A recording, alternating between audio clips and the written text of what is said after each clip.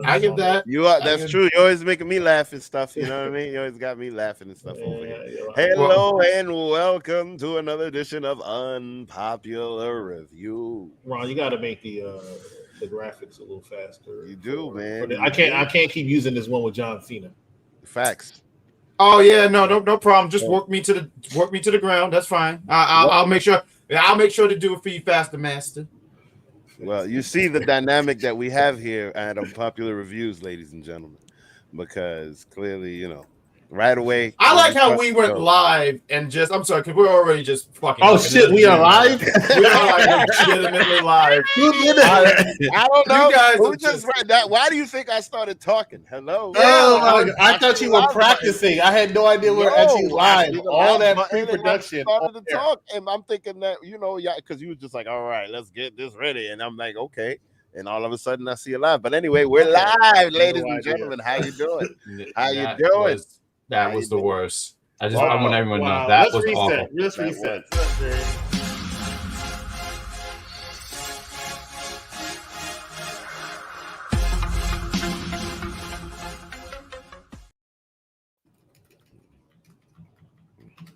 Good morning. Oh, hey, what's up? I mean, it's not like any of that stuff that happened earlier was canon, but whatever.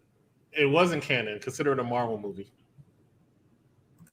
Is it the Eternals? Exactly my point. But Thanos snapped. All that's happened is a blip. Ladies and gentlemen, welcome to another edition of Unpopular Review. Raw and Smackdown edition. Executive consultant, Grand Slam Poopa. The man changes his name too much, as well as Wick. Here to talk about some Raw and Smackdown for the week. Let's go ahead and get right into it, simply because of the fact we got a lot to talk about. It's 5 hours worth of wrestling. Opening segment on Monday Night Raw. It consists of one Cody Rhodes coming out trying to explain why he brought in main event Jey Uso. What up, Jeff? Great Grand Slam Puma. I know you saw this segment. What did you think? Cody Rhodes, great way to start Raw or not? It's always great to see Cody Rhodes open up Raw. I'm sorry, that's all I had to follow up with. It's always great to see Cody. You really think that?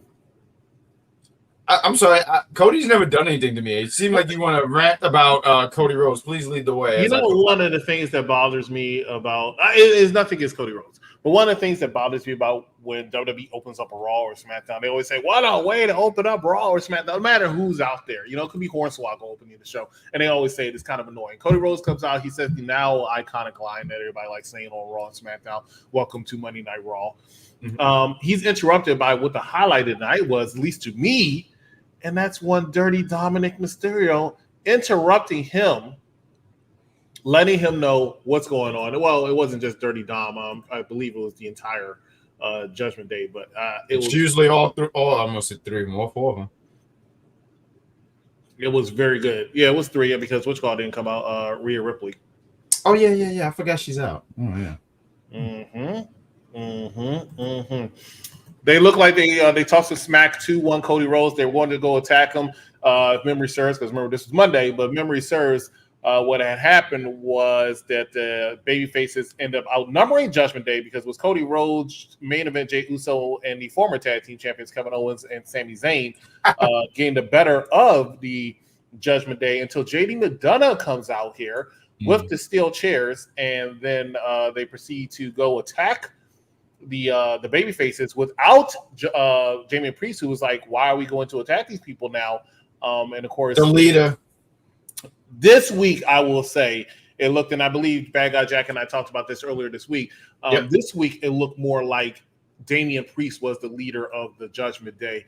As he was the one in the center, and he was the one that looked like he was calling the shots until JD McDonough came out, and then Finn Balor became a hothead. Dominic Mysterio, Dirty Dom, credit to him. I mean, the man wasn't in prison for nothing. Went right into battle, went right into war. While Damian Priest, the Archer infamy, was like, I don't know what the hell he was doing, why he was trying to be so strategic all of a sudden. Normally, he's the one to be about it. But anyway, I thought it was a fun segment. Vic, what are your thoughts when it comes to this? It's funny because I'm very curious to see where they take all of these people, meaning Cody Rhodes, Kevin Owens, Sami Zayn, basically all of the baby faces, right? Because I noticed that, they just keep like right now, I feel like it's filler booking because they're just throwing everybody at the factions, at the bad guy factions. And I feel like this is happening all over the place. I don't know if I'm looking too much into this, but I think that a lot of this is repetitive. And maybe that's just me being a new generation era fan. But yeah.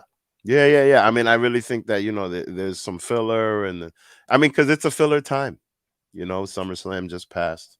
There's still some time before Survivor Series. They're gonna put on some good matches. Even the fact that Becky Lynch is like talking about, hey, we need more, blah, blah, blah, So like I feel like it's the filler time because this whole thing, and Cody Rhodes has to stay on top somehow, but he can't chase a belt, so he's got to fight with top people that have belts, but not for the belts. So why can't he chase a belt? A championship. I mean, what belt is he going to chase outside of Seth Rollins? Or I mean, he should, but I mean, how do you book that? Because he's got to get. I mean, mind you, I think that maybe he should take the belt off of Ray. Look, I thought that anyway. We'll get to that, but I mean, I feel like Cody Rhodes needs a TNT championship or needs a strap. You know what I'm saying? I think he looks good. What? Strap. Wait, what? Like, remember when he was a TNT champion in AEW? Like, his booking was. I mean, even though Cody Rhodes in AEW always had like 10 minutes of pyro, but still, like, hey. Somehow they got to keep him. They got to keep him popping, right? But the thing is, like, I don't see a direction, so I don't know what they're gonna do. I'm curious. I agree with the part where you're saying filler right now. I think right now they're just trying to find something for Cody to do until he gets.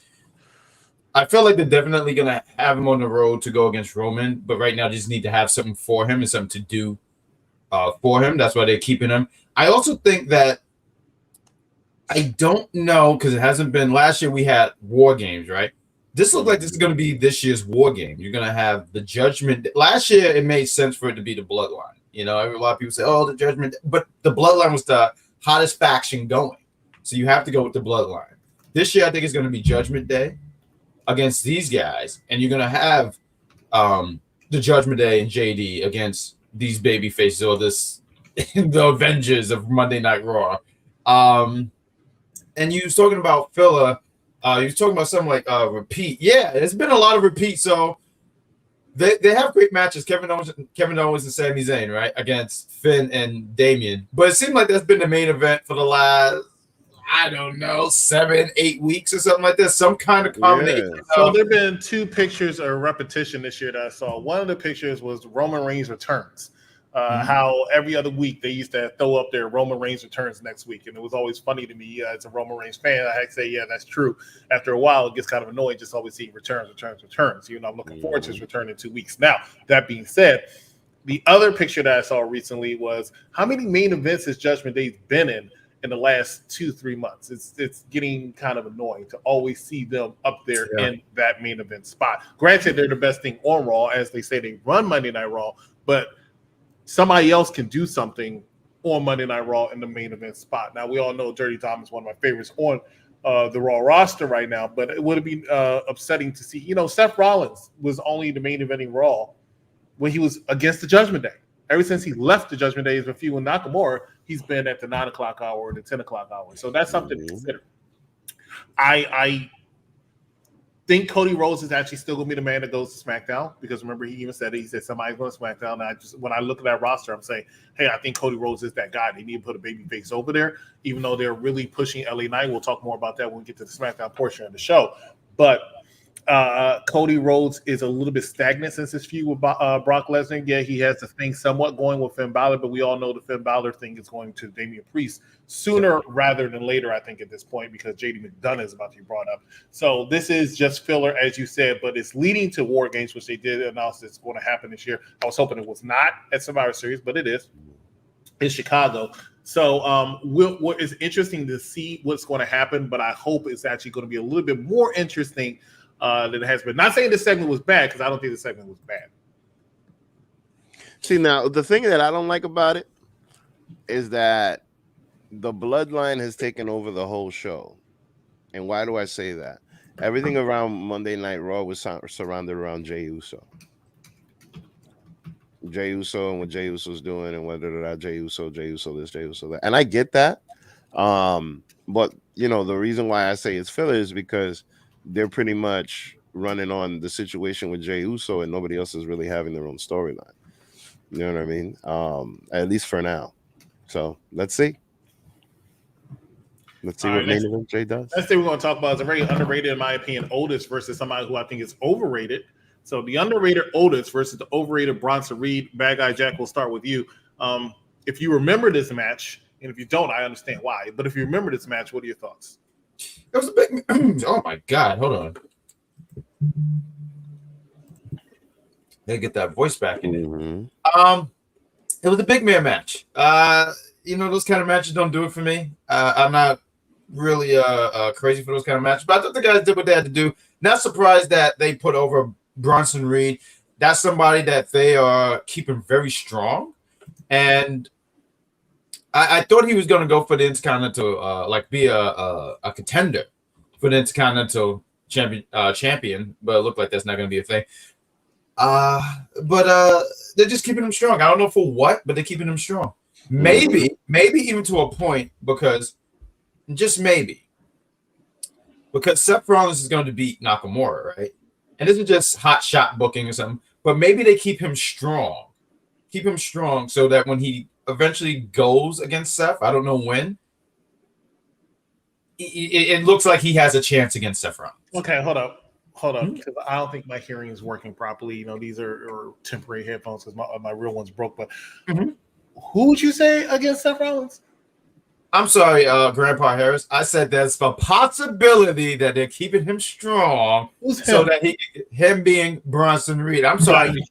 You've got to be kidding me. I was trying not to have a rant until 30 minutes into the show, but you just sit here and tell me you think Bronson Reed should be a contender for the world heavyweight. I'm sorry, because there's a lot of yelling going on here. I didn't say I think he should. I said it's possible. Why would that be Okay, so why would is it possible to be asleep for 48 hours? Because that's how long it will need for me to recover. You have to put me in a medically induced coma if I have to watch Bronson Reed versus let me ask you. World Heavyweight Championship. The only thing I need to see Bronson Reed compete is a pie eating contest. I don't need to see him in no match with Seth Rollins because he's not entertaining. He's very boring. I don't know how he beat Chad Gable last week. I don't know how he beat Otis, because he ended up beating Otis earlier this week. It makes no sense to me. He's not over with the crowd. He is boring. You don't even Yeah, that's true. He's just a meat. I think this match was the meat market. Exactly. So Arby's. Let me ask you, do you guys see him going after the Intercontinental Championship? No. Eventually. Pie eating.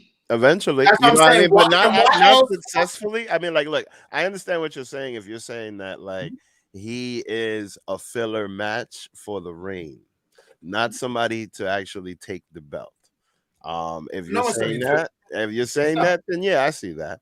I'm still taking the belt. I'm saying you got to give Seth Rollins somebody. He can't keep fighting Nakamura.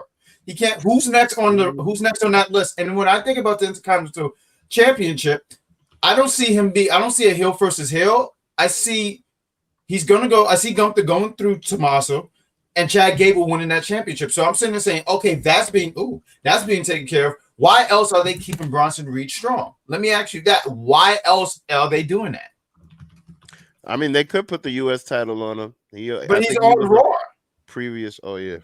That's my thing. He's on Raw. Why else are they doing that? Yeah. I'm not saying this is what I want. I mean, look, I'm not gonna lie though, but that those two would have a good match. Gunther and Bronson Reed. Gunther has a good match with almost anybody, but Bronson Reed, I mean, he's a solid talent, but he's not it on the Raw roster. Did you just have the sniffles?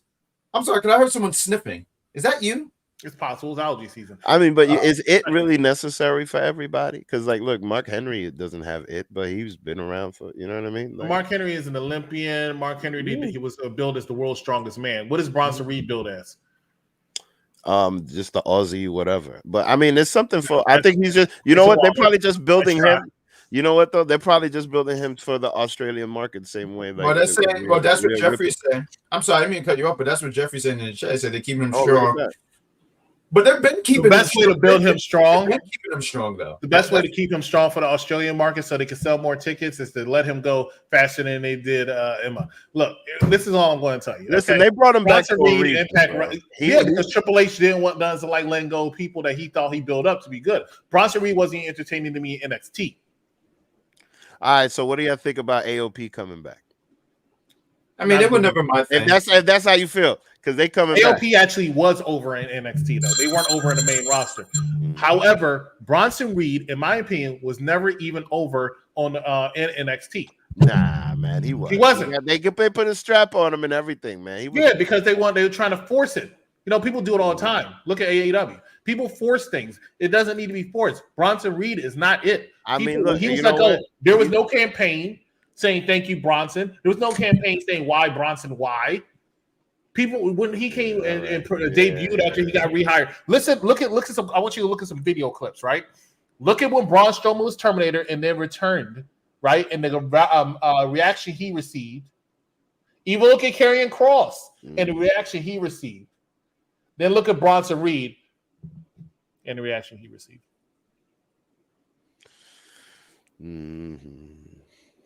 Well, man, you got a point there, but the guy is like the powerhouse Hobbs of WWE. Like powerhouse Hobbs is actually very popular now. I don't necessarily agree with it. He's gonna no, but the thing is just that it's about a meat match, bro. Like it's about him jumping off the top rope, looking like Earthquake. He doesn't even jump off the top rope. Why do the people keep saying that? That shit bothers me. He doesn't jump. He falls. He falls off the top rope.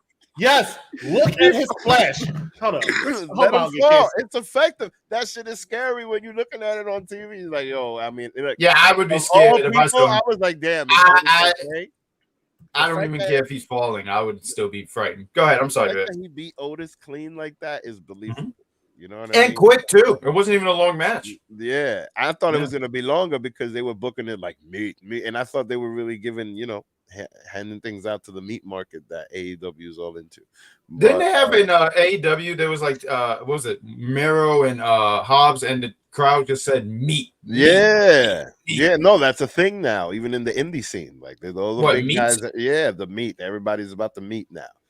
But that's like a niche because you have like your ricochets and then your meats.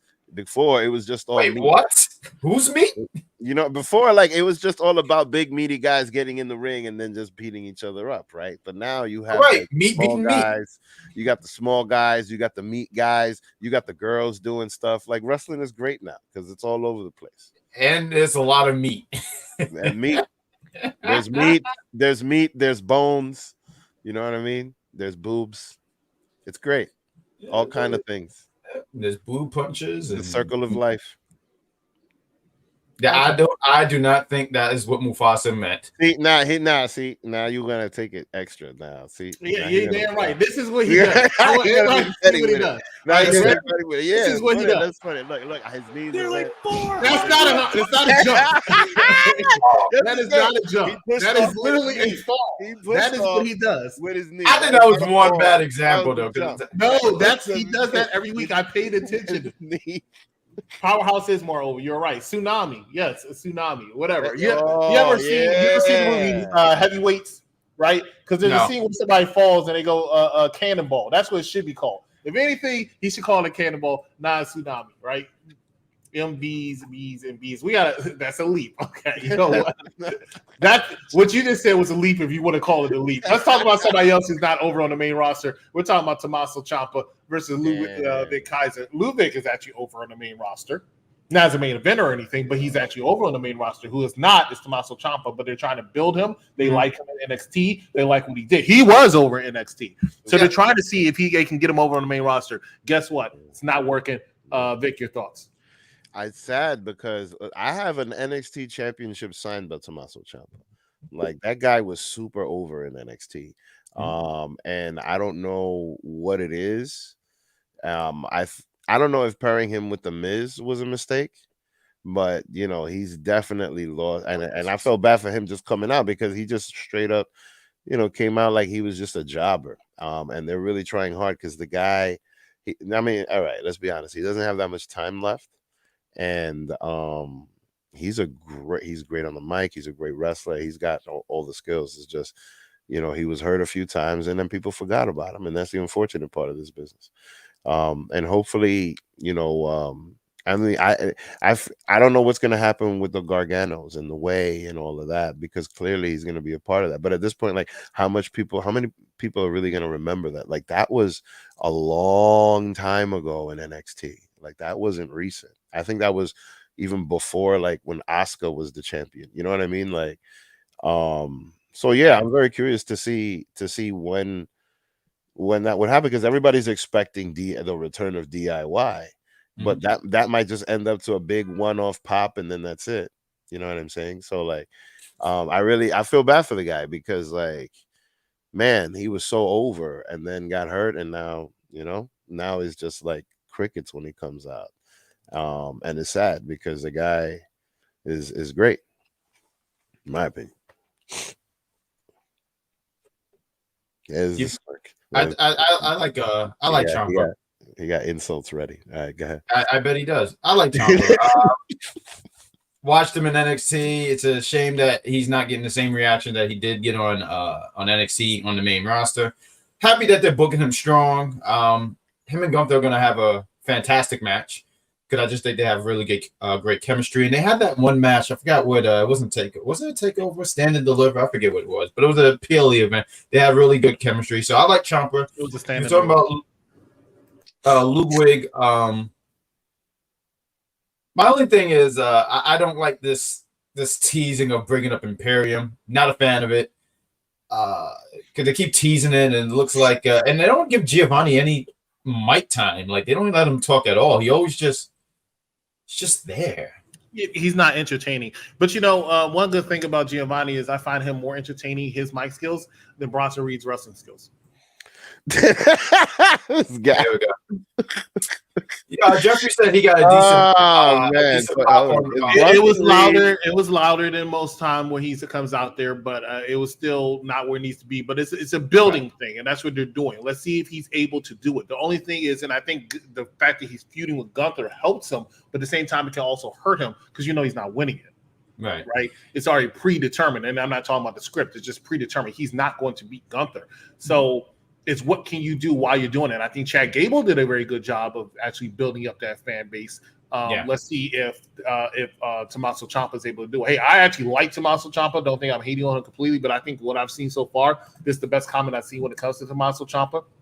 After he loses, I think you really need to put him with Johnny 205 Live. I think their tag team. When I sit here and say that the tag team division now is the best tag team division of all time, people look at me like, keep a buck. No, it's not. How you going to say that? Look at the Legion of Dome and whatever. No, yes. Wait, hold on. Is that your AI voice of Mike? Because damn, I don't want to yell. I don't want to.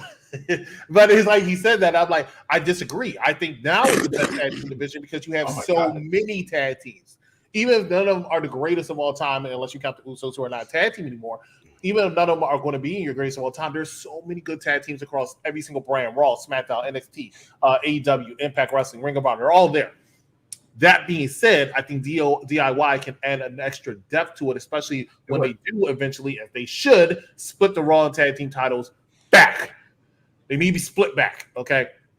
So I've been looking forward to it, and that's how you keep that momentum going with Ciampa. And there are a lot of Johnny 205 Live fans out there. There are a lot of people who swear by this guy. Why? I don't know. I plucked him one time and he got injured, but hey, it's okay. So wait a minute. You really think they're gonna make two more sets of belts? No, I think they should just give the blue titles back over to SmackDown. No, I mean, look, they got to get rid of those belts because they need side plates. So eventually, those belts are going. So you think they're gonna make two sets of belts? I think they should just have one. I agree. One set, because I don't think the division is strong enough to be having two sets. Me neither. I think they're having a split. Yeah. Mm-hmm. I would just have one set. I don't like multiple belts. Like, even now, I hear people and they say the women division should have their own singles belt, and it's like, y'all already don't know what to do with these tag belts. I don't trust them. No, I just don't think y'all need all these belts. I personally look. AEW has a mid card belt for the girls, and it works. I think they should do that. Chad should be the one that wins that Intercontinental Championship. And he will. I agree. He should. Definitely Chad Gable. It's got to be Chad Gable. Fact. It's got to be Chad. I think right now, even what they did, I think it was so smart to. Another nobody talked when it came out. Go ahead. I was going to say, I liked how they for right now, they push Chad Gable to the side, but Chad Gable keeps saying, I'm coming for Gunther. I'm coming for Gunther. I'm sorry. And I like that they're pushing it away and extending Gunther's record, because my biggest fear was Gunther breaks the record and then he loses it the next week. And they've done that plenty of times. I think about New Day. When New Day broke Demolish's record, same thing they did with Nikki Bella when she broke AJ Lee's record. I just didn't want that repeat, because I don't like when, hey, they broke the record and then they lost it 7 days later. That bugs me. So I like that they're extending it even longer. When is Fastlane? Is that next week or something like that? Because I think it's Fastlane is next Saturday. Tonight is NXT, which you reviewed on Tuesday. You can go back and check that out on YouTube. And then tomorrow is AEW Wrestle Dream. Looking forward to that one. When we come back, we're going to talk about some more and boring. Hey, you know what? I actually, spoiler, I thought this was a very good segment. I mean, very good Raw show. But when I'm looking at some of these wrestlers in these segments, I'm not happy. You'll talk about it when we come back from this commercial break. Stay with us. You're watching a Popular Review. Let me say some things. Dijak has dominated Eddie twice. Why is there a run back match? Why? Because Eddie lost? Because Dijak hit a tree? So Eddie want to get revenge for this tree? And then on top of that, he has his family out there. So he already started cheating by using his family to come out here. He's the dominating Dijak. And he's beating the hell out of Eddie. And then he's beating the hell out of Eddie in front of his niece. And then Vic, you fool. You sit here and then you say, oh, come on, not in front of her. That's too much. Booger had to sit here and say, he knew what he signed up for, which is true. You put your family in to get your ass kicked? That's not Dijak for you. Think Dijak's going to sit there and lay down for you? No. All I'm saying is this match made me upset. Dijak shouldn't have lost. Dijak should have dominated him for a third time. But then he probably would have got another match, because Dijak would have probably stepped on the flower, and then he would have said, oh, my God, you're ruining nature. I hate Captain Planet. Take the floor. Well, that was quite the passionate stance about it, which is understandable. However, when you desecrate a sacred place that is important to someone and their culture, it amps them up and makes them attack and go crazy. So that is why we had this strap match. See, now you're gonna be mad at the planet, and then consume all of the planet's consumables and feel good, and enjoy all of the things that the planet makes, like that cotton shirt you got on. When you're gonna sit there and hate on Captain Planet, you better recognize the next time you have a little taste, the next time you smoke a little blunt, you better recognize and thank a farmer. You understand? I hate Captain Planet. I would never get an opportunity to talk if I don't mute you. Yes, Vic, I don't like Captain Planet. I stand by it. I cheered on Captain Pollution. We need more of that. So you watch the show? Only for the banger ass. He's a hero. Something's gonna take it to zero. Something. And even then in his own outro, he got his ass. Planet, he's a hero. Going to take pollution down to zero. And then 30 years later, he failed. How do you remember all of these things? Like, I'm Chris. They're facts. Diablo. Gonna take pollution down to zero. And failed, by the way. No, didn't fail because people are a little bit more. Hey, Vic, look what I'm doing. I'm polluting in my own house. No, why don't you take that? Why don't you put some holes in the bottom, put some soil in there, and put a seed in there and grow something out of it? Hello, reuse, recycle. Vic is such a baby face. Good job, Vic. That's right. He's such a baby. I'm a sunflower. Anyway, back to the show. I agree, Jeff. Does he realize it? I don't think so. Next match we're going to talk about, please, speaking of boring, it's one Natalie Neihart versus Tegan Knox, because Tegan wants a shot at the NXT Women's Championship, and she decided to give it up to Natalya because Natalya's a veteran, and Becky Lynch says, hey, why would you do that? Fact. It's a dog-eat-dog-y world. So because of the man's advice, right? And I say the man because I don't like the man, I like big time Becky Lynch, but because of the man's advice, I had to watch Tegan Knox on my screen. Grand Slam Puba, make some sense of this.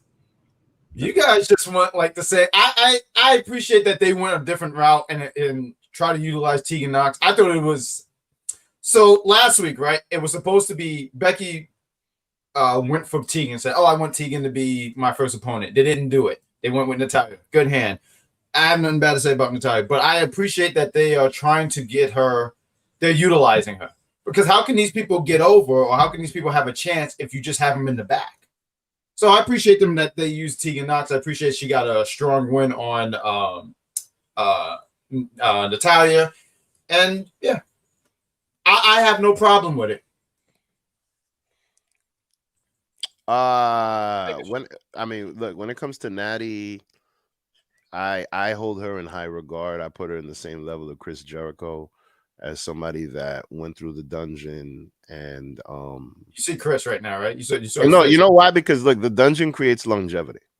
So Natty is somebody that doesn't want to be the top star, doesn't need the strap or anything like that. Like what I respect about her is that she consistently is great for putting other people over. One thing, the one thing that really made me respect her was like when her father had just passed away, she fucking put over Sasha Banks as a heel and use that and all of that. Like this woman is really about the business and loyal to the business, no matter what. And she doesn't get the flowers that she deserves because her mic skills are terrible. But I really, really respect her. She's never been the cause of anybody getting hurt. She's always taken the L, putting people over. And, the fact that they started with her makes sense, I guess, to put Becky Lynch over as an NXT champion or whatever. But now, look, they're giving it to Tegan Knox. And it's, it's great because there's a little bit of, like country that I'm going to give the shot to my countrymen type of thing going on here. So that's interesting with going on with Tegan Knox. And mind you, it's also funny because I wonder how much social media is a part of the show, because you see how Becky Lynch went on a little tirade about how, hey, women need to do this and this and that, and now look what she's doing. So it's very interesting to see what's going on. Plus, they're bringing eyes to NXT, and I think it's working. I can tell you what taking eyes off of Raw, Natalya Neidhart. This woman is definitely only being around. She's only hanging around this much because of her last name. Now, I understand that the Hart family is very popular in the world of wrestling. Wrestling has more than one royal family. Hart is definitely one of them, and that's why she keeps a job. She's a very solid worker, but she's not entertaining. She hasn't been in some years. I will always respect her. One thing that you said is one of the only things that I would sit here and say, okay, Brett, you get this, because I know you two are like the biggest Bret Hart fans I know. Why? I don't know why, but you're two biggest Bret Hart fans I know. But you always say, Bret Hart never injured anybody in the ring. Okay, Natalya never injured anybody in the ring. Good job for her. Proud. That's a testament to their training. Yeah, but they're not entertaining. They're not entertaining. They're not entertaining. Not all of them are going to be entertaining. Bret Hart did, neither was the British Bulldog. And the most entertaining thing I've ever seen. I want to yell too. Oh, okay. The most entertaining thing I've ever seen Bret Hart do, except his Hall of Fame award. That's the most thing. Because that means it was no longer wrestling. I loved it. Let's go ahead and talk about the next thing, because I am not going to hold 10 minutes talk about Tegan Knox. Let's talk about somebody who's actually entertaining, and that is the NXT North American Champion, Dirty Dominic Mysterio, against some upstart jabroni named Dragon Lee. And I'll take the floor on this one because I want to sit here and give the true flowers that need to be given out to one Dirty Dominic Mysterio, who went out there and whooped that boy's ass in the middle of the ring and actually front of some audience members, unlike when you're in NXT. And I want to be going there in a few weeks. Yeah. And I want to appreciate the fact that he did it all by himself, despite all the doubters who act like he couldn't do it without Mommy present. Mommy wasn't there, but Mommy was cheering him on as he retained his NXT North American Championship. Vic, we'll go back to you. What were your thoughts of how good Dominic Mysterio is? Well, I mean, honestly, I gotta give props to Rey Mysterio because he taught his son a lot.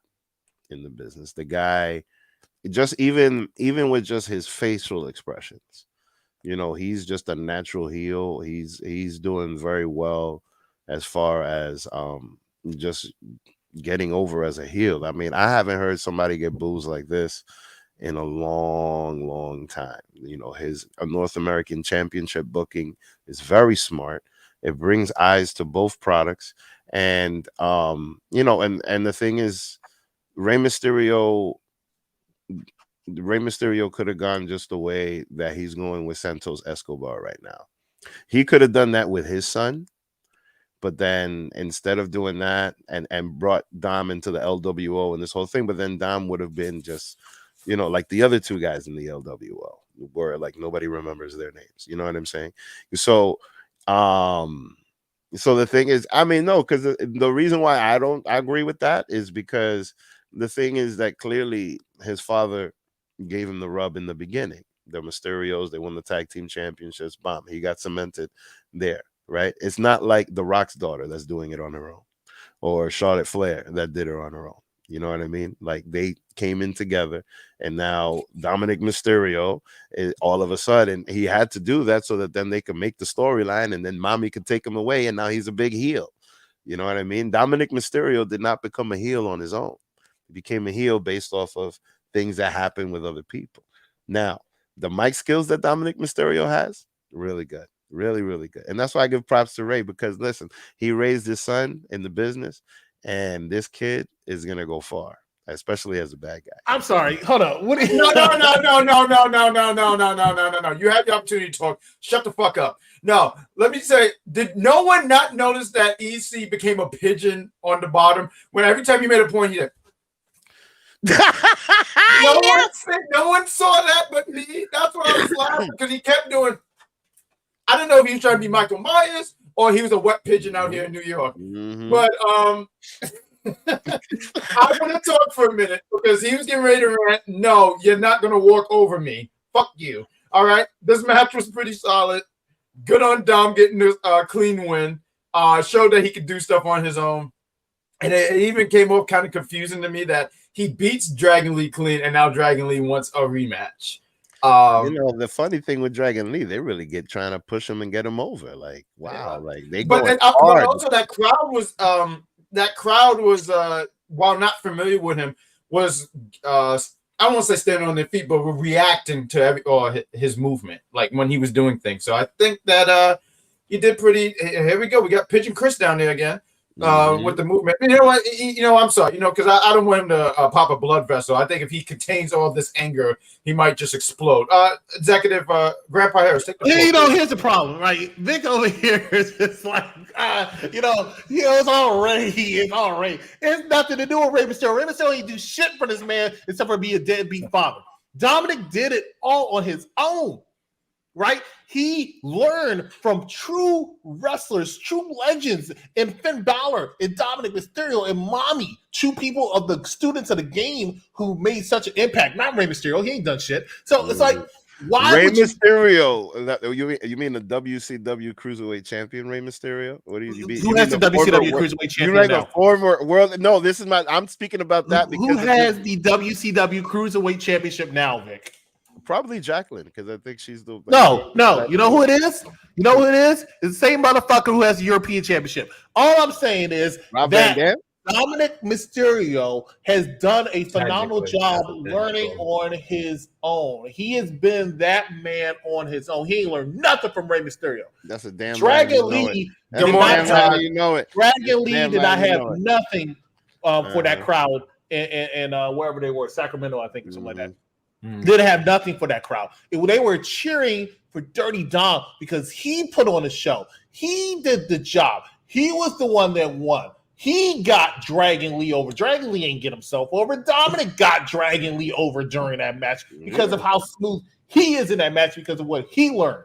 And who taught him everything that he learned? Who's the one who said, Dad, I want to be in the family business? Finn Balor. Who's the one who said that? Dad, I want to be in the family business. And Finn Balor. Family business. Well, the person he said, Dad, he said, I want to be in the family business. And now he's in the family business. Let's go ahead and move on. It's going to be David Sanderson if he's still in the crowd. The technician's favorite, Nia Jax versus Zoe Stark. Nia Jax came out, had an interview, talked about how she is here to stay. Hold up. And them fans got happy. They got hot. They were loving every moment of it. Out comes Zoe Stark saying, hey, I was recently getting pushed. And then you came and you squashed it, because that's what Nia Jax was talking about doing. She was talking about squashing all her competition. So when Zoe came out, competition, squash it all, baby. I'm ready for you. I'm ready for you. So when Zoe Stark came out and said, you squashed my push, Nia said, would you like to see a sequel? And that's exactly what she did. She squashed the push. She beat Zoe Stark. She hit her with a banzai drop, and Zoe Stark was never heard from again. That's right. We're ready. We're waiting for it, Nia. We're ready for you. Great Grand Slam Puba. Your opinions when it comes to the Indestructible Force with brand new entrance music. Mm-hmm. I said Nia Jax, not Bret Hart. What did you say? He still thinks I'm hearing Bret Hart. Is this thing on? You think you're so funny. Nia Jax. Yeah, I mean, she don't do it for me. I mean, like, yo, cool. Hey, I like Nia Jax, Piper Niven, girls like that. Those are my favorite. The only problem is they could hurt people, especially somebody like Nia Jax. I'm very curious to see what happens with Nia Jax, because I'm shocked that she's back. I never thought she would come back, to be honest with you. But, she probably got the rock rub. And if she ends up in the bloodline, that would be great. That really would be great. I think that would be freaking awesome if she ends up in the bloodline. I definitely think that if that happens, she'll have the belt or one of the belts or something like that. But I'm very curious to see what they do. Been in the bloodline. Yeah, I mean, I'm very curious to see what they do with her, because she's got a ton of heat. But personally, I love to see the big girls. I love to see the big girls in the ring do things, because they look like they can't, and then when they do these crazy things, like, it's just amazing to me. So I've always been supportive of the big girls, Nia Jax, Piper Niven, things like that. So I even got the purple shirt that came out. Things. Piper Niven, Nia Jax, things like that. Girls like that. All right, I'll be all right. My girl hear that. You had a cough on that one, make it sound like was something wrong. Great Grand Slam Puba, you already said your thoughts. Let's go ahead and move on to the next segment, which is Kofi Kingston versus Drew McIntyre. Had a stellar match. These two actually. Okay, no. I'm a fan of Kofi Kingston. I'm a fan of Drew McIntyre. I've said every single time. I'll say every single time. I think he's the most complete wrestler you can possibly have in the sport of wrestling. And you can see the slow build to his heel turn, that of Drew McIntyre. And the thing is, the reason he's turning heel, you can't sit here and fault him for it. He has every right to be upset with Jey Uso. He has every right to be upset with Jey Uso, and every right to be like, why is everybody turning blind eye and minds Kevin Owens? And Kofi Kingston comes out and does what Kofi Kingston does. He talks a lot of shit. Kofi Kingston low key talks more shit than a lot of people give him credit for. Facts. No, honestly, Kofi Kingston heel turn, I think I would pop for, because like Jack is basically the Kofi Kingston of the group, right? Where he's like super happy-go-lucky all the time, and never stressed. You know what I mean? Not gonna get gray hair till he's 50 type of dude. You feel me?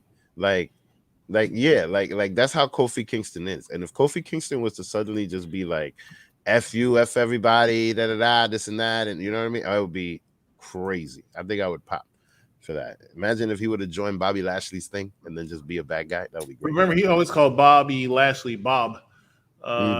Wait, I'm curious. If I'm the Kofi, who's Chris? Is he Xavier Woods? Would he be the Xavier Woods of the group? Oh yeah, definitely. Okay. Yeah, I see it. Let me explain why I would never be Xavier Woods. Okay, no. I mean, you don't have that much hair, but you definitely. He's got all the comments. Xavier Woods always got no disrespect to Xavier Woods because I respect Xavier Woods. I think he's one of the most underrated wrestlers out there in wrestling today. Right. However, at the same time, he's the one that has not won the world title out of the New Day. And I would definitely be the one to win the world title out of the New Day. Nah, you could win some tag team gold. Yeah, we agree. Yeah. Vic is definitely the biggie. I see it. Yeah, I see it. Yeah. Well, stay away from Rich Holland. Let's keep it moving. Word up. Oh man. I'm just real quick before you go any further. You're a bitch. Go ahead, keep going. The main event segment consists of Judgment Day versus Kevin Owens and Sami Zayn for the undisputed WWE World Tag Team Championship. Judgment Day won thanks to JD McDonough. And I mean, Judgment Day just goes out on top again. What are your thoughts when it comes to overall thing of Monday Night Raw? I mean, I think Monday Night Raw is a pretty solid show. You know, credit to you because you've always been I would say complimentary to Raw because you're like, it's not a bad show. And I think we both agreed it lingers too much. Like 3 hours is just way too If I can do a cheap plug, we're reviewing the trio, we're reviewing the Continental, and that shit is way too long. And I don't like stuff that's way too long because it's dragged. Well, I mean, no, but look. But get to Raw. You had to have watched the movies. But to get to Raw, I thought it was solid. You never watched John Wick? I said on one of the shows I watched a John Wick movie, and the only thing I can tell you is there was blood on John Wick's face. I don't know if it was don't know the background, the story, none of that. It was just blood on his face. We could have easily substituted you for somebody else if. Why? When I did the movie, I mean, almost everybody else has seen a John Wick, and somebody could have watched Continental. I could have easily substituted you for somebody else. No, there you go. All right, let's go ahead and just take this. But show. I'm just go ahead. Please. Let's take this last commercial break, and then we're going to quickly talk about SmackDown. We'll do a better job of doing more equal. I know Raw is a 3-hour show, but we'll do better because SmackDown it's SmackDown. We'll stay with this. You're watching unpopular review. This goes to show you the type of fan that is an AEW fan. These guys shelled out all their money to go to England, probably get a passport because, listen, most of them were probably living in the basements of their mother's house. And for the first time, they said, I'm going to go somewhere. I'm going to go across the pond because, they think that's cute. And so they said, I'm going to go and get my passport and go see Jungle Boy. And they did that. And they spent all their allowance and disability benefit. Let's be real. And they spent all their disability benefits to go across $2,000 for the ticket in the hotel to go to Grand Slam. And guess what? Now all of AEW's audience is broke as fuck, and they can't show up to any of these United States TV shows. They spend all their mom's money, all their dad's money, all the disability benefit, and they can't go to any other shows. They're done for the rest of the year. So AEW, that's why the ratings went up. You know why? Because they can't go to the shows. They got to watch the show now. Guys, this is unpopular review. I'm not here to make friends, especially not AEW friends. Oh my god. Oh, okay. All right. I'm sorry. It's funny because it's true. Ladies and gentlemen, welcome back to Raw SmackDown edition of Unpopular Reviews. I am the executive consultant. That's Vic, and that's Great Grand Slam Kuba. We talked about Raw. Somebody said Raw was a 9 out of 10. I think Raw was an 8 out of 10. Could have been better, but they had Piper Niven on. Not Piper Niven, Tegan Knox. Let's talk about a little bit of SmackDown right now. It starts off with Jimmy Uso leading the Bloodline down to the ring. Jimmy Uso, Paul Heyman, and Solo Sikoa, as they talk, of course, they give you the recap. Let me ask you a question real quick before you finish talking about it. Let me tell you how SmackDown started off originally. SmackDown started off with playing the intro music and intro, and then Pyro before they came out. I've noticed over the last however long now, most of the time when Raw and SmackDown start, they just get right into it. Which do you prefer to start the show? This is a personal question. What are you talking about? I'm sorry, repeat that. I wasn't paying. Like intro, Pyro, and then let's start. Just start the show. I think just start the show personally. I mean, but that I don't know. I think that's. I don't mind the pyro. I prefer to just start the show because I've been watching for 30 years. But if you ask somebody else, they might see it differently. You know what I mean? I don't mind the pyro. Like yeah, because there's literally look, there's times where I'm watching on my phone, and then I got my headphones on, and I'm just waiting to hear somebody start talking. Okay. You know what I'm saying? And like that's why I say that. But I don't know. Right. I can't relate to everybody else in that. You know what I mean? So but I get that. Going to the show, I will tell you what I prefer. I do like just going into the show. I don't mind it. But I, as a fan, and you're going to say SmackDown, and you get there like 7:30, you watch the dark match, all the other stuff. You see Michael Cole come out and Corey Graves and Kevin Patrick, whoever comes out. That's one thing. But then they're like 30 seconds to SmackDown, 15 seconds, we're live. And then you see the then, now, forever. And then they show the little recap sometimes. I could do without. But they show the recap sometimes, and then you do the intro. Yeah, it feels like greatness. And then the pyro, I get more excited for that. The anticipation, the build, as opposed to, we're starting, and then all of a sudden, Rey Mysterio comes out. I mean, it's good, but I like the anticipation before. Sometimes you gotta do a little foreplay. That's all I'm saying. But anyway, you know what though? Honestly, if the song is good, that's then awesome. Yes, that's awesome. Because, like, for example, one of my favorites is "Burn It to the Ground" from like maybe 12 years ago, something like that. And then this one now, the Greatness. That one's really, really good. I even downloaded it and listened to it sometimes. Yeah, it's a good song, But I think it really depends on that too. But there's been a lot of stinkers. There's been a lot of stinkers like that. It would just, They used to have some really good ones. I used to like. Well, both shows had some good ones over the years, and maybe one time we'll do a top 5 off of that. I mean, that would be fun because one of my faves was 2006. It was Papa Roach. That's SmackDown, right? No, that was Raw. That was Raw. What was it? I forget it, but it was a Papa Roach song, and it was so good. I just don't remember the name of it. And that was like in 2006. I had this. I want to be loved, or to be loved, I think was the name of the song. Yeah, that one was good. Yeah, I love that. Was always like a favorite. That was my favorite. Like I didn't like 2002. It was a underground. Move to the music, yeah. That's a lot of people's favorites. Really, I never could. Yeah, that was never been. In fact, SmackDown, "Beautiful People" was one of my Marilyn Manson. Yeah, I just wanted to say that was a banger. That was a banger for SmackDown.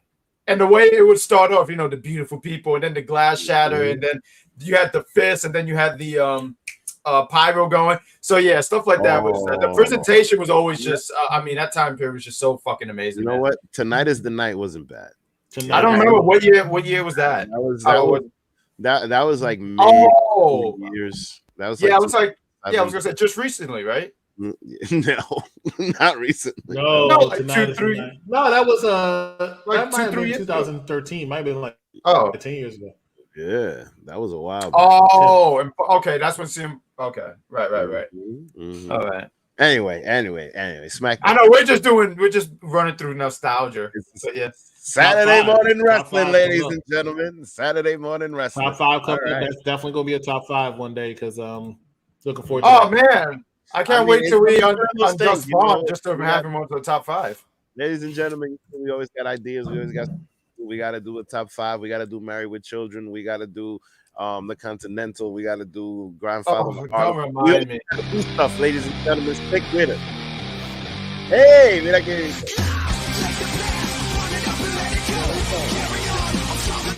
You'll never know. All right, so Jimmy Uso, what is going on with Jimmy Uso? You can see the confidence. You can see the confidence building up in him. He once again snatched the microphone from Paul Heyman. You know that's going to lead to something. Yeah, he does this thing now. He puts his hand out, wait for the mic, put his hand out for the mic, and I'm like, so now he's trying to be Roman Reigns, and Roman Reigns is going to humble him in 2 weeks. You know that's what's going to happen. He's going to break this man, right. And Jimmy's just. His character is a lot. It's interesting to me, right? Because 2 months ago he was like, "We got to get out of the bloodline. We have to get out of here. You should have been done this, all this stuff." Now he's back in this group. He's trying to be Roman, and I'm just, I don't know what to make out of this guy. I sit here and say, who does this guy think he is? Who do you think you are? Not for nothing. He has some good entrance music though. I like the intro. I do like it too. I actually like the name of the song. It's like "To Be a King" or something like that, and it just gives like, and I think someone said this on the show, but it gives Killmonger vibes. Like, he's trying to facts, yeah. It gives that Killmonger vibes, and I think that's what I really like about it. And the way it sounds, and I always laugh. I said, "This sound like music I would be like. This music would play in the background if I was signing my contract for Death Row, knowing I'm signing my soul away." So yeah, hilarious. You signed. So yeah, Suge Knight. Yeah, I would be scared to be working with Suge Knight. The man's right. Word up. That's funny. They're interrupted by one of God. What's the guy's name from the OC? Carl Anderson. Who says, I'm messing y'all up because y'all beat up AJ and y'all put him in the hospital, and he gets them all out the ring. Solo's about to attack Carl Anderson when Paul whispers in his ear and said, let him handle it. So Solo turns to him. And you know what's so funny, and Bad Guy, you might have missed this part, but there was a part right when Solo said, you better go handle this or I will. And then Jimmy was like, I got it because I'm Jim Uso. And he puts his hands out for some dap, right? Yeah, he's just like, and then Solo just turned the other way, and he just goes. It was just funny. You got to see it. The way he did was funny to me. I'm sure everybody peeped that. He played it off very, very well, and I thought that was funny. He's like, "Hey, nah, man." So he ends up beating him, right? Let's long story short. He ends up beating him. Of course, they beat up Carl Anderson some more. Solo comes out, does a menacing thumb. He missed it, but whatever. He did a menacing thumb, like, yeah, haha, bad guy, right? So, and then they walk to the back. Jimmy Uso just really feels off. He's walking with swag and stuff like that. His character, he might actually be more entertaining in some ways. I know people will disagree for now, but pay attention to listen to what I'm saying. Mm-hmm. He actually might be more entertaining than Jey Uso. I'm sorry, okay? Jey might be more popular. Jey might got the more momentum, but entertainment factor-wise, Jimmy was super funny. So Jimmy is so unserious. He's a very unserious individual. Mia Young comes out. He's talking shit to her, and she slaps the taste out of his mouth. He falls down. He sells the hell out of that slap. Yeah, he sells that so well. And Solo is so great too because he doesn't do a lot. But he's so soulless, and he looks at him like, this is my brother on the ground. Like, this guy is just what are you doing? Yeah, it was hilarious. It was hilarious. Yes. And he goes to the back, and then he just starts beating up randoms in the back. But we'll talk about that more later because they're so happy. They said John Cena's running late, which that's what happens when you're a top face. You don't have to show up till the last minute. But I remember. We're getting off a tangent, but I remember one episode of Monday Night Raw when Shawn Michaels was the commissioner. It was always so funny to me. Shawn Michaels was the commissioner. He made a call the week before where Vince disagreed with it. So Vince said, I'm going to fire him right here tonight on Raw, right? And that was at 8 o'clock. Shawn Michaels doesn't show up to like 9:50. You know when they show getting there backstage? He's just getting there as the commissioner. But what was so funny, and I respected Shawn Michaels so much for that, when he was walking backstage to the ring, he looks at his watch and goes, oh! He's walking because it's not believable that his ass got there right before the show ends. It was just funny. Anyway, that being said, it was a very good segment. I liked it. Next segment we'll talk about is Austin Theory. No, actually, it's wasn't it the Grayson Waller effect? Oh, right, the Grayson Waller effect. Grayson Waller killing it. And I like his entrance music. I think he has one of the best entrance music in wrestling too. I don't know. You can't help but to dance to it. That's me. Bobby Lashley is his guest. Bobby Lashley comes out. I don't even know what he said. He wasn't saying anything important, but he was just talking about how disappointed he was. Street Profits, how he's going to have to carry on. I think Grayson Waller said, hey, maybe you want to get something from down under. I forgot between him. Maybe you have him and Austin Theory as part of Bobby Lashley's tandem. And Bobby says, oh, I'm familiar with Austin Theory. I'll take a hard pass on that. No, that was crazy. Street Profits come out dressed up all nice. I didn't like Bobby Lashley's suit last night, by the way. But anyway, Street Profits. Yeah, it was kind of weird with that. Yeah, it was not in the front. Like, yeah, come on. Yeah, and he dresses hyping that up. Right? Well, Corey was hyping it up, saying he's one of the best dressed in the WWE. I agree. He is. When he comes out, I mean, Seth is too flashy for me. I can't do all that. But Bobby looks, especially with his body type, he wears it very well. But I don't know if that his jacket was too big for him, which is hard for me to say out loud because Bobby's a big dude. But it just didn't fit right to me. No, it felt like a cardigan or something. It felt weird. Like it was really weird. Shout out for Bobby Lashley. I hope I look very much in 8 years. But anyway, so Bobby, I mean, Street Profits come out like, Bobby said, I'm sick of y'all talking. Y'all got to show me something. Y'all got to show me something. Anyway, they walk to the back. As they walk to the back, here comes Austin Theory, who I said it last week and I'll say it again. I joked about the thing with The Rock, but I mean, realistically speaking, I think he's done so much better since losing the United States Championship than he was when he was United States Champion. And I don't even think he was that bad when he was United States Champion. I think he was at a point where there was too many other real credible champions that kind of watered his title reign down. But since then, I look at him and I'm like, oh yeah, he is a star. I finally see it where when he first joined WWE and NXT, people used to always say he's going to be a future star. He's going to be a future John Cena, so to speak. And I was like, I don't see it yet. Yeah. I see the maturation. I see the confidence level. I see it now. Him and Grayson Waller, whoever thought about putting those two together, did genius work. For a filler for the foreseeable next few months, I think these two are going to be super entertaining. I talked about him recently. I forgot when I talked about him, but it was funny. Cameron Grimes was Austin Theory's opponent. And I said, I haven't seen Cameron Grimes on the main roster. I think, matter of fact, it might have just been a conversation me and Bad Guy Jack were having earlier this year. I haven't seen Cameron Grimes on the roster since Smackdown was in Orlando some months ago, and he lost a Fatal 4-Way tag team. And people were like, I'm not tag team, Fatal 4-Way match. And they were like, well, why did he lose? I said, because realistically speaking, the Fatal 4-Way match was LA Knight, Rey Mysterio, Sheamus, Cameron Grimes. Right. Automatically, he's going to be the one to eat the pin. He's going to be the one to eat the pin. And everybody got this huge reaction, except for Cameron Grimes. Cameron Grimes ate the pin tonight, too. And Austin Theory had a lot of interaction with Dragon Lee. I can see that something. Oh, matter of fact, this is going to lead to a match they're having next week on SmackDown. I don't know if Dragon Lee's about to get called up to main roster because that's like his third appearance. And it looks like it. I was about to say that, because it looks like that. Like, Ray has a lot of pull backstage. Okay, he's always had a lot of pull backstage, so that's what he wants. That's what he will get. A lot of pull backstage. People don't know that as well. I do. He has a lot of pull backstage. I mean, hey, how many Hall of Famers are still active? Like, come on. Correct. You know what I'm saying? That's true. That is true. Correct. And mind you, when Ray came out, granted, they were in California. They weren't in San Diego. They were in Sacramento. But they were in California. He had a huge pop coming out. But he usually does because he's Rey Mysterio. Speaking of which, Rey Mysterio no, actually, no. We're going to talk about what match was it? It was Austin Theory versus Cameron Grimes, Rey Mysterio versus Santos Escobar for the WWE United States Championship. Very good match. And one thing that has been talked about all over social media this morning, I'm going to harp into it some more, is the fact that for 48 years old,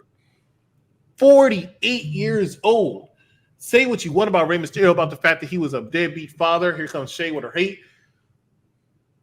He still moves super. I saw this one spot where he's years old. Go ahead. I'm sorry, because when you said that, I had to agree. As much as he's a fraud, right? I have to give the man his flowers. The spot where he does the springboard and he hops over the rope and go outside, I said, damn, I hope at 48 I'm still moving like that. It is amazing because we talk about Brock, we talk about Roman, we talk about AJ Styles. All these people, now, granted, all these people I just mentioned, Ray's older than them, right? And I mentioned, I think I was talking about Jack because we had a long conversation earlier this year. This week. We Shelton Benjamin is 48 years old. But the Shelton Benjamin of 48 years old, even though he's still solid talent, don't get me wrong, solid talent, and much more athletic than I ever dreamed to be. If you look at him from when he was 35, even, you're not going to see the same Shelton Benjamin. He doesn't do anywhere near what he does now. Ray still does a lot of the same shit he did when he was 35 years old, and it's amazing. But I think that also stemmed from that because he had a lot of I'm sorry, Vic, but I think he also had like that what was it, stem cell? I don't know, because you remember there was a period where Ray was always getting hurt, and now he's moving the best he has in I don't know how many years, but I think it stems from that stuff that he I don't know what it was. I don't want to throw stuff, but he moves fantastic. Go ahead, take the floor, Vic. 40 is definitely well, no, here's the thing, like if when it comes to Rey Mysterio, the guy's been at it since he was a kid. So, and then when it comes to lucha is so smooth.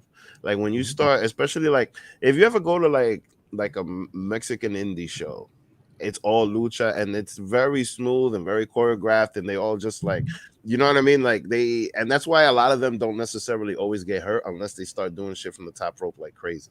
Right, because a lot of it is where they trust each other a lot, and like I think that Rey Mysterio has gained the knowledge of protecting other people and also creating things that look really, really good.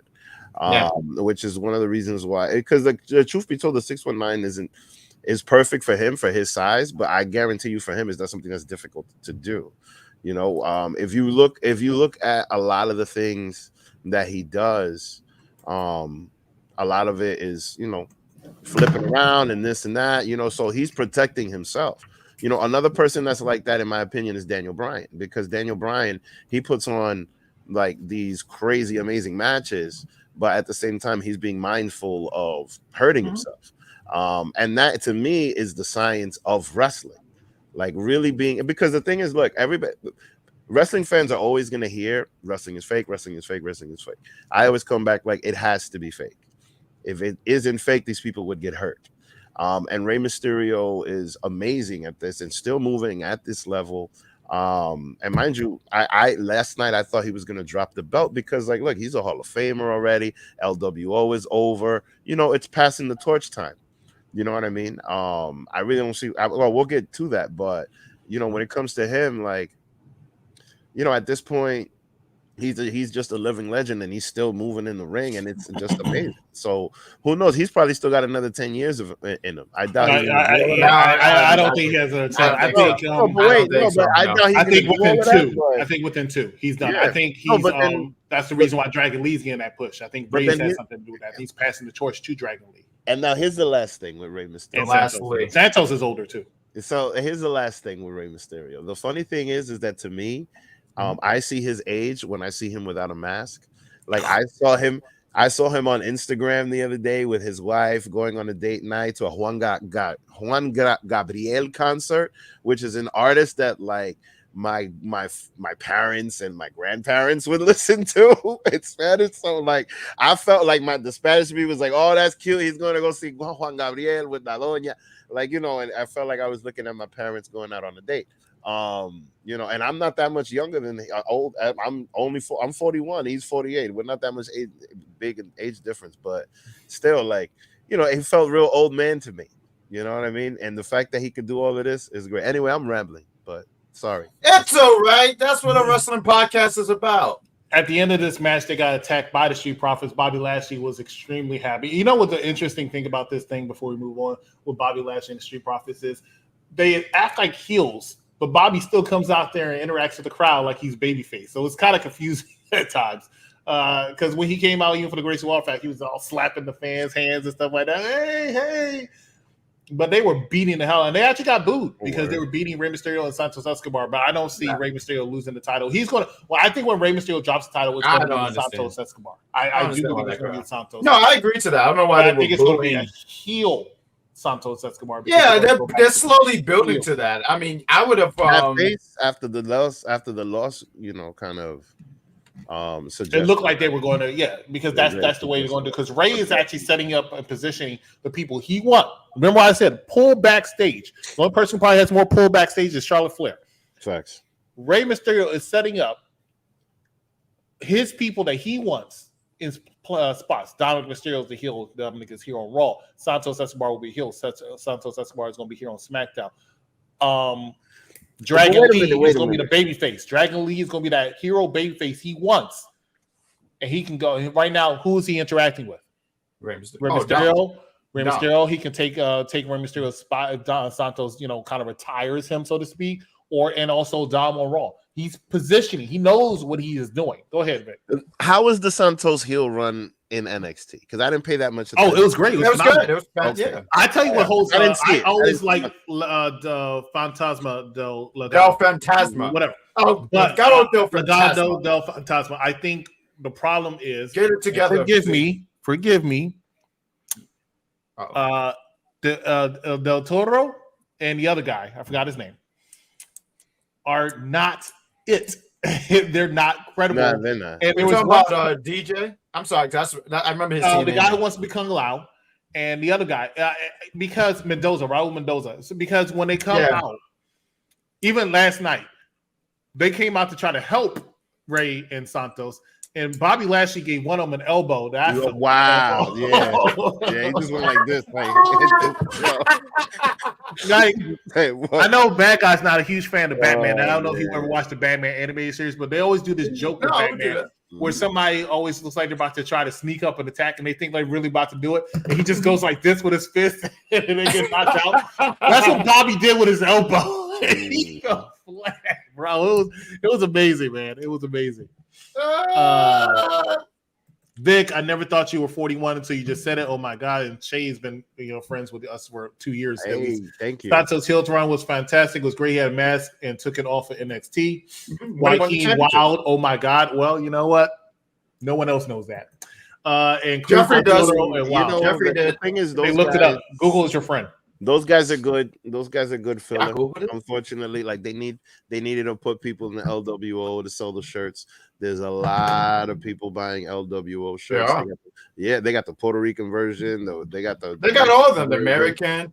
I've heard merch-wise, they've been killing it. It's just booking-wise, they haven't been. Matter of fact, there was a point where when they got a win, they said, "Oh my God, the LWO won." But they actually replaced the L in there for a period because they were losing so much. The L didn't stand for Latino World Order. It was losing World Order. No, but the one thing about Rey Mysterio is that he's a fraud. No, he's a branding genius, bro. Like every single person that actually spends the money to buy his mask, he'll sit there and stop and do the face thing. Because he's always got something to sell.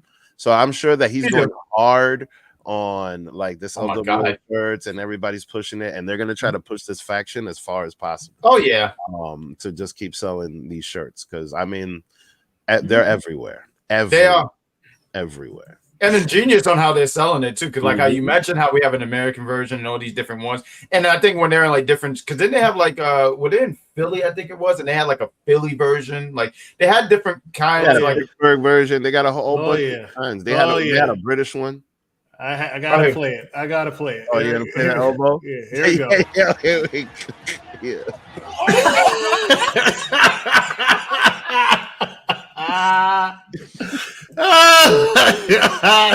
Somebody got to supercut that. That was just all. You know what makes it great is the glasses, the whole getup. I don't know why. If I got knocked out like that by somebody's glasses, I would never show my face again. He got his ass kicked. And Lashley, so that's really believable. You know, and he put some. Oh yeah. He put some stink into that elbow too. You know he did because you did the teeth. I mean, but Bobby Lashley is the ECW champion. You know what I'm saying? So he's got he's got that credibility.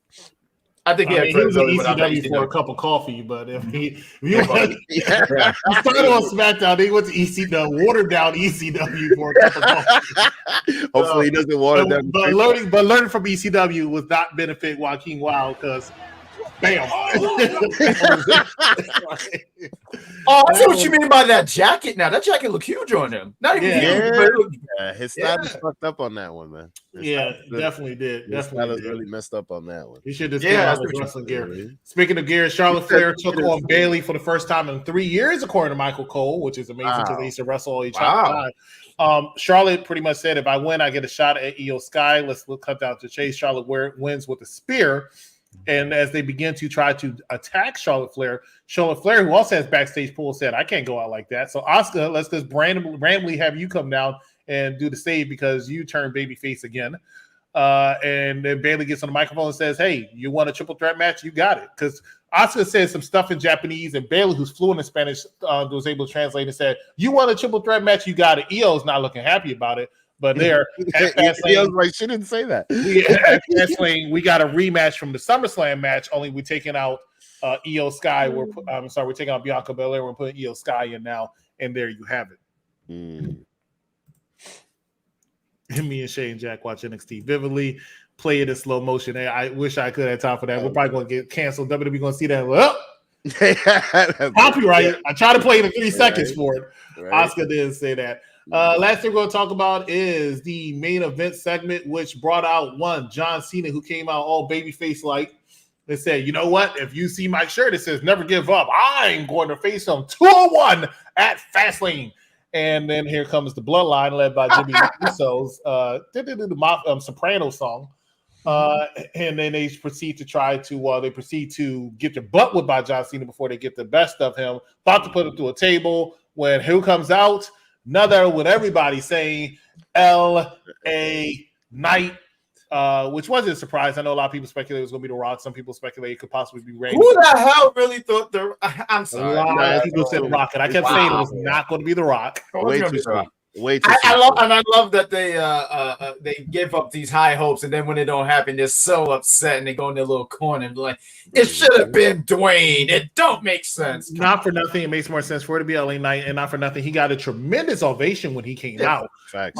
And helped take care of the Bloodline. And I mean, John Cena, LA Knight is the double main event. John Cena, LA Knight versus the Bloodline, Jimmy Uso and Solo Sikoa. Looking forward to that. And the SmackDown after Fastlane is the return of the 1,126-day reign, the greatest champion of all time, of Roman Reigns. And it's been too long. Looking forward to that.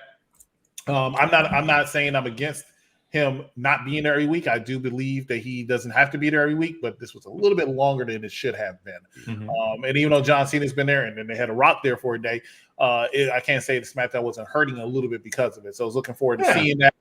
I mean, I thought the SmackDown star-wise was better than Raw, but I think Raw was a little bit better. Let me explain something to you. I will always say SmackDown will probably be better than Raw simply because of the fact that Raw is 3 hours, SmackDown's 2, and it's easily more watchable because of that. But I think from bell to bell, it's like the thing I say about Avengers Endgame and Avengers Infinity War. Avengers Infinity War, from my opinion, from bell to bell, from opening credits to ending credits, was a better movie than Avengers Endgame. But what makes Avengers Endgame better to most people is the last hour of that movie. You know, that's such a it's all one movie. Oh my god, it was such a great point. It's all one movie.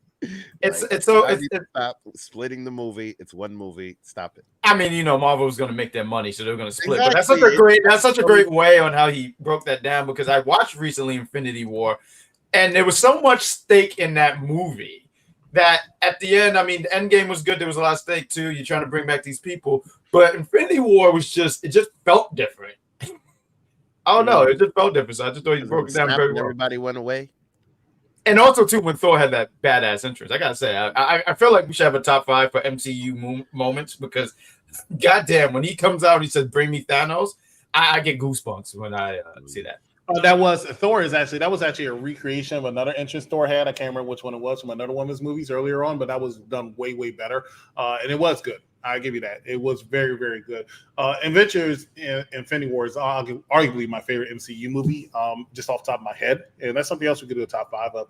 But I saw SmackDown. I thought was very good. I'm glad to see LA Knight in there. I think LA Knight is actually going to get the shine at Fastlane, if you ask me. I think he's going to be the one to pick up the pin at Fastlane, because John Cena is not there forever. He only has 4 more weeks, but he is there to help put and elevate people and sell tickets. And hey, he's doing a good job. WWE is definitely selling way more than they have done in quite a long time outside of WrestleMania season. Yeah. Every week, I swear, they're selling out. Every week, they're showing the crowd, the entire crowd, unlike other certain camera angles they used to, that AEW needs to learn to practice. But AEW, and they need to get their audio in check. They don't have a guy that's been there for 20 years. You know what I mean? Like, come on. You know what I'm saying? They're about to have a guy that's been in WWE for 20 years, apparently, because the rumor is tomorrow night, Edge. It's a rumor. I don't think it's going to happen, but Edge will be at Wrestle Dream. That would be smart. I don't think so. It'll be smart on AEW's part. I think I just don't think Adam Copeland should make that choice. I think he needs to. I think he should ride into the sunset. I mean, see, the thing is, he doesn't have to wrestle. He could come and just start talking shit with Christian. And I think that enough will be entertaining. So, like, manage Christian, like be a no, manager. not manage Christian. Just go back and forth, and probably get together. I don't need to see Edge and Christian versus the Hardy Boys. No, that's gonna happen. No, bro. oh my God, it's going to happen. It's going to happen. Audience. And I don't need to see it. it. You don't. I know. It's It's not a different audience. It's the same audience that we used to watch it 20 years ago. No, well, that was exactly. And even if it's for that audience, why would you want to see this version of Edge and Christian against the Hardys? Like, I would just watch. Man, AEW is full of a whole bunch of one-offs, man. Look, this Zack Sabre Jr. versus Bryan Danielson with no storyline. Come on, bro. Well, I will say it's all wrestling. Tomorrow night, there's actually a background to that one, though. The rumor is not much. Most the of it rumor is is tomorrow night at Wrestle Dream. The main event is actually going to be Darby Allin versus Christian. Now, if that is the last match, then yes, probably Adam Copeland. Edge did sign with, because that's the only reason I come out with see it. And that will also explain why Christian won the TV championship, because I didn't understand why Christian won the TV championship. It didn't make sense to me. He could have kept the gimmick with the title being Luchasaurus, if you ask me. MJF's not defending a title. He's defending the ROH title. So clearly he's not going to be the main event. Which is why I can't consider him the top world champion in wrestling, because I feel like his run is kind of dry. Well, I mean, you know what? The crazy thing about that is just that his segments are the hottest things in wrestling. Well, it's the longest. But his title reign is not much. No, his segments be 15 minutes long. He comes out there and he does the same. You know what? I watched the segment last night between him and Jay White on Wednesday from Dynamite, and I actually think Jay White kind of outshined him. It wasn't the fact that MJF has the crowd in the palm of his hands, which he does. Jay White showed a lot more passion, a lot more fire, a lot more depth, a lot more range than MJF, who's did the same thing. He pretty much cut the same promo. You got this, you got that, you got this, you got that. But I come out and they love me. No one's on the level of the devil. And I'm not saying anything negative about MJF. I'm still a big MJF fan. I always have been, always will be. And I'm not that big a fan of Jay White. But he did the damn job. Well, he actually impressed me a lot on this past Wednesday. So we'll see how it goes. I give it because here's the thing. Jay White, I remember WrestleMania 35. I remember, look, they and now mind you, Jay White boasts about Madison Square Garden and all of that, right? And now that show was literally during the Hall of Fame when Bret Hart got attacked here, right? During WrestleMania 35.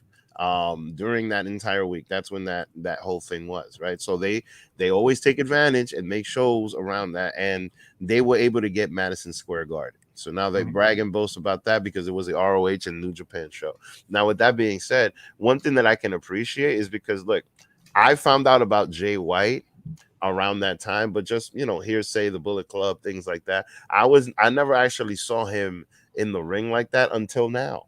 I think that AEW is doing a really good job at putting these New Japan guys on the map in the United States, which I think it's something that Vince McMahon tried to do in the 90s, and it might backfire like it did with Vince, or it might did it with All Japan. It was. Oh, okay. But still, my point is just that Tony Khan is open to these things, right? And look, he's open to just other promotions in general. Look, HOG is about to have Mike Santana do a show.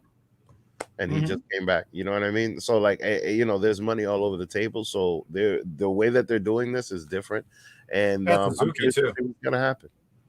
I was just gonna say Suzuki's gonna be a HOG as well. Look at that.